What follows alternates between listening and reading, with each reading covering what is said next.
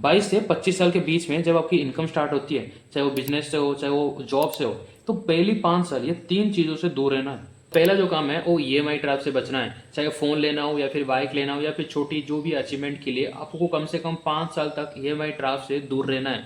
दूसरा है लोन, कम से कम आपको 5 साल तक पर्सनल लोन बिल्कुल भी नहीं लेना है। और तीसरा है credit card, extra credit card बिल्कुल ही यूज मत करो कम से कम 5 साल तक।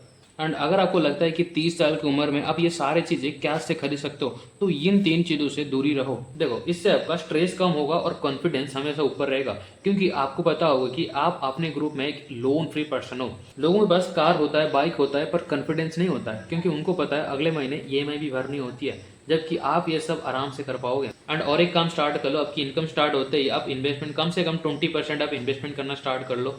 अगर आप 25,000 कमा रहे हो तो कम से कम 5,000 आप इन्वेस्टमेंट करिए। अगर आप 50,000 कमा रहे हो तो कम से कम आप 10,000 इन्वेस्टमेंट करिए। एक एग्जांपल समझो, जैसे आपके आसपास में पड़ोसी हो गया या फिर आपका सोसाइटी में कोई गवर्नमेंट जॉब में काम करता है, एंड आपको पता है कि गवर्नमेंट जॉब में जब रिटायरमेंट लेता है तो उसको मोटा अमाउंट मिलता है, उससे वो घर बनाता है या गाड़ी बनाता है। सब कहते हैं कि उसका तो सरकारी नौकरी था इसीलिए कर लिया। वही सेम चीज़ आप इन्वेस्टमेंट करके भी एंजॉय कर सकते हो। एंड और एक चीज़ आपको करना है जो कि है स्टेप अप। हर साल कम से कम 5% से आपको स्टेप अप करना है, क्योंकि ना देखो, अगर आप हर साल स्टेप अप नहीं करेंगे तो इन्फ्लेशन आपकी इन्वेस्टमेंट को खा लेगी। तो देखो, अगर आप 5,000 इन्वेस्टमेंट कर रहे हो तो सिर्फ 5% इंक्रीज करना है, जो कि 5,250 रुपये अगले साल इन्वेस्टमेंट कर लेना। अगर 10,000 कर रहे हो तो उसका 5% इंक्रीज करके 10,500 रुपये इन्वेस्टमेंट कर लेना।